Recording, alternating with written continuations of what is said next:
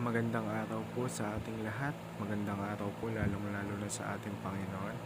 Ako nga po pala si John Robby Medina at ngayong araw po ay samahan ninyo akong pag-aralan at unawain ng mga salita ng ating Panginoon.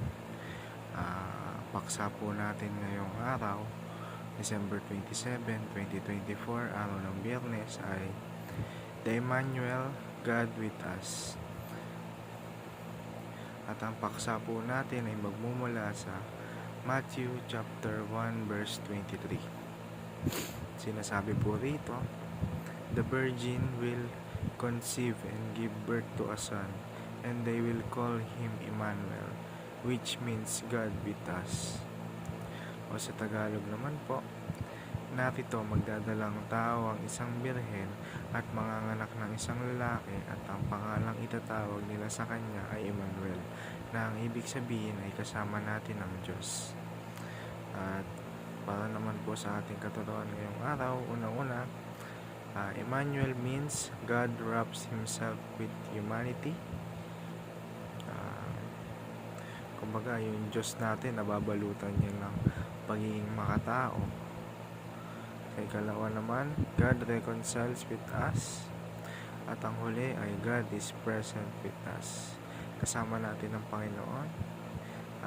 Saan man tayo magpunta, saan man dako tayo ng mundo, kasama natin yung Panginoon. Kaya ugaliin natin na manalangin tayo, hingin natin yung gabay niya, purihin natin siya, pasalamatan sa lahat ng mga biyayang ipinagkakalang sa atin. At para naman po sa ating application, treasure Jesus as the most precious gift. Kumbaga, minsan nakafocus tayo sa mga material na bagay. Hindi natin nare-realize na ang ating Panginoong Jesucristo, siya mismo, nandun na lahat ng ating kailangan. Hindi na natin kailangan maghangad pa dahil sa Kanya pa lang, nasa Kanya na ang lahat. Sa ikalawa naman po, put your faith in Christ's work of reconciliation.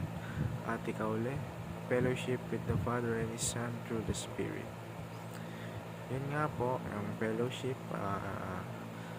pwede tayong manalangin, i-worship natin yung ating Panginoon,